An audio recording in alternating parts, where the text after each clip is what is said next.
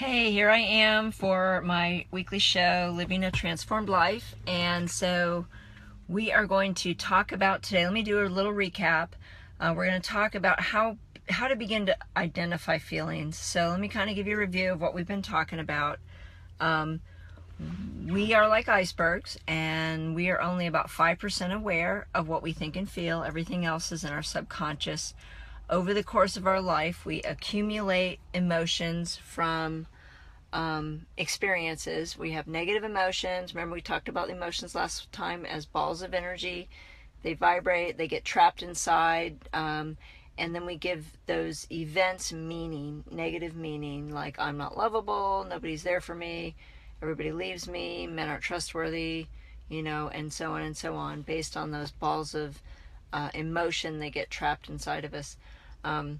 So imagine now we're kind of grown up, we're an adult, and we spent a lifetime with lots of balls of these trapped emotions I talked about last time that are inside of us. They vibrate, they get triggered when anything similar happens that triggers the meaning that we developed around those trapped emotions. And that feeling makes us feel like we are in the present moment. So then we attribute intention maybe to the person who said or did whatever made us feel that way. And that's how we create filters. So filters are the things that how we view situations. We see our experiences through these filters, and these filters are the meanings we've given life.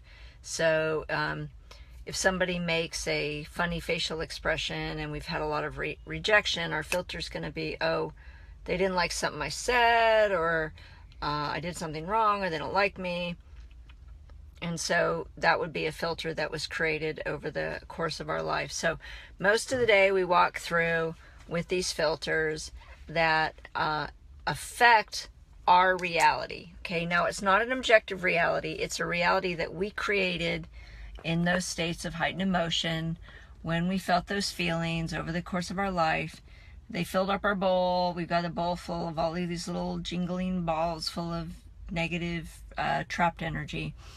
And then we walk into a situation that reminds us of one of those situations where those balls were created. They start jingling, and then we've got this filter, which is the meaning that we've given that situation or that type of encounter. So common things are people don't like me, I go into any party and I feel rejected, or we're kind of hypervigilant about the way people treat us. We got passed over for a promotion. Of course, this is obviously very, very common in any kind of male-female romance type of situations, especially rejection, but we do this all day long. So we have to do two things. One, we have to stop filling up the bowl of new trapped emotions. The ones that are in there, and they're going to continue to get triggered. So when I see a client, we work on finding those trapped emotions. We can release them either energetically or through a just kind of talking process. But then the other undercurrent thing we're looking for is what belief was created during that state of heightened emotion. What did that experience of my dad divorcing my mom, what meaning did that give to me, to my life? What were the beliefs I created around that situation? And that's the reprogramming part of the process. So we have to do two things. We have to get rid of the emotions, and we have to try to identify the beliefs that they created, and then begin to unprogram, deprogram, reprogram. Again, a later show, I'll show you a couple of energy techniques that work. Okay, I'm just going to show you one right now, and this actually works. It works for me. It looks kind of strange, but all of our body's energetic. We talked about that. We have these meridians that are like the acupuncture meridians you've heard of. Well, the tip of our nose to the base of our spine is called our governing meridian, and so everything energetic in our body connects to that one meridian. So whenever we identify a trapped emotion or triggered emotion, then we can actually release it energetically. I use a magnet in my practice, but literally we can just take a magnet and run it across our governing meridian, And if you're at all sensitive to energy, you'll actually feel energy moving. You may feel a release feeling as you're doing it, as you're thinking about the emotion that just got triggered. Maybe it's rejection, maybe it's betrayal, maybe it's shock, maybe it's overwhelm. I literally was, I remember one day I was driving, I was in a convertible, I had the top down, and there was construction in Dallas, and all of a sudden, with my top down, there was this huge banging crane noise from the crane, like really, really loud.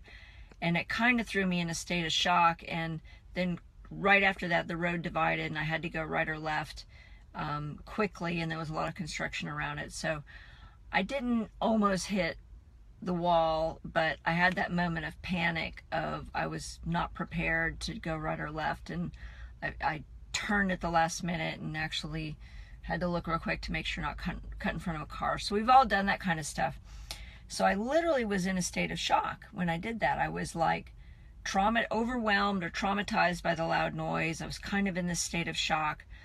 And I remember just kind of driving, feeling that shock. And I literally just did this. I kind of focused on the energy that had just happened, the shock, the trauma, the kind of panic from doing that. And I could feel it leaving my body. So we're made up of energy. Our emotions are just energy. Our experiences are just energy. If you've ever worked with me, you know I do this all day long, and I prove that it works. So just one little tip, another couple, as we go on, I'll do more energetic techniques that help you to release trapped emotions. But what I want to talk about tonight too is just beginning to identify emotions.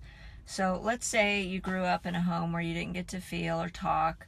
And so you've got this whole, up until today, lifetime of trapped emotions you've never dealt with, you've never felt, you've never processed. You may have medicated at some point.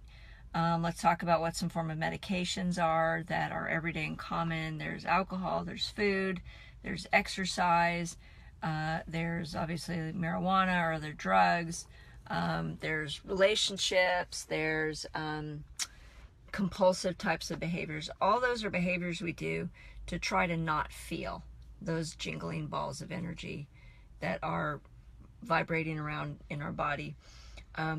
So at some point, if we want to stop accumulating trapped emotions, we have to start being willing to feel our feelings. Now, sometimes that can be overwhelming. The feeling of being rejected is an overwhelming feeling. It's just a lot of energy and it's overwhelming. But if we kind of like embrace the pain, if you will, with a mentality as, I've got to learn to feel my feelings. And if I will just feel them, and maybe even if I have someone to talk to about it, eventually I'll get to the other side of the feeling. And when I get to the other side, the energy from it just goes away. The emotion itself is not the thing that lingers. It's the belief that's connected to the emotion. So some of that, kind of recentering back to who am I? What do I believe about myself? Of course, these are really hard, again, when we're talking about male-female relationships, because at least as women, a lot of us feel like the mirror we see in relationship to how other men view us is what, causes us to value ourselves as far as our beauty or what we have to offer. So there is a true quality with male and females about that the other gender, the other sex kind of mirrors back to us. And obviously if you're married, you're going to be sensitive to your spouse hurting your feelings and that type of thing, because they are your mirror for a certain degree of value. So this takes some work, but one of the things I really just wanted to focus today is if you grew up in this no talk, no feel home, and you kind of don't know how you feel all the time, and you just revolve between either feeling angry or sad, as far as the negative feelings, chances are you're probably battling some depression or anxiety, because you've left out this whole gamut of emotions and you have no clue what they feel like. So there's actually some good tools online. You can Google chart of emotions, or not chart of emotions, but feelings lists, and just get a list of feelings and go down that list and just look at each feeling and see if you can remember a time when you felt that emotion. You know, vulnerability. What does it feel like to feel vulnerable? Well, it kind of feels exposed. It feels unsafe. It feels a little fearful that somebody might hurt me when I'm in this unsafe, exposed feeling. That's what vulnerability feels like. What does it feel like to feel conflict, to feel conflicted? What does that emotion feel like? What does it feel like to feel frustrated? We all kind of can quickly go to the anger emotions. We're all good at those. We usually know how those feel. But those are typically masking emotions for something underneath. Things like helplessness. What does helplessness feel like? Nobody likes that feeling.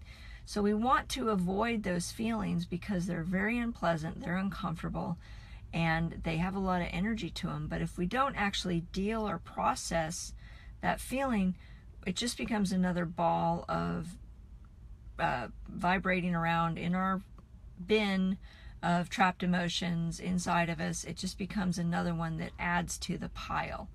And, you know, then our society tends to want to medicate depression and anxiety to make us feel better. But most people who struggle with depression and anxiety will tell you it doesn't really work. It may help a little bit or take the edge off. It's really not meant as a long-term solution. So if we kind of go back to a physical model we've talked about, is you're this big bowl that I talked about last time, and you've got these balls of negative emotions vibrating around inside this big bowl, and the goal is to get rid of these balls, to release them. Okay, so traditional therapy is I'm going to talk through all these events of the past and maybe re-feel some of these feelings, but in doing so I have somebody who is helping me process them and get rid of them. Energy therapists kind of go through, and they actually have techniques to find that energy that's that emotion is, and release the energy from your body in a physical way, without necessarily having to identify what the event was. But because we're also looking for the underlying belief that the event created, it really is helpful to identify the event. And our life is going to change when our beliefs change. So the trapped emotions are like sandbags holding the hot air balloon down to the ground. And every time we cut an emotion, trapped emotion off and release an emotion, our balloon soars a little bit higher and a little bit higher. And then the beliefs also are connected to those trapped emotions. So again, future shows, I'll show you some more techniques on releasing them. But in the meantime, if you are not good at identifying your emotions, find a list of emotions online and just sit down and go through each emotion and identify a time when you felt that. And it may bring up a memory, and you may even be able to sit right there and grieve something or process something that you felt. Most of the time in our adult life, we aren't experiencing new experiences. We're just keep triggering old ones that are trapped inside of us.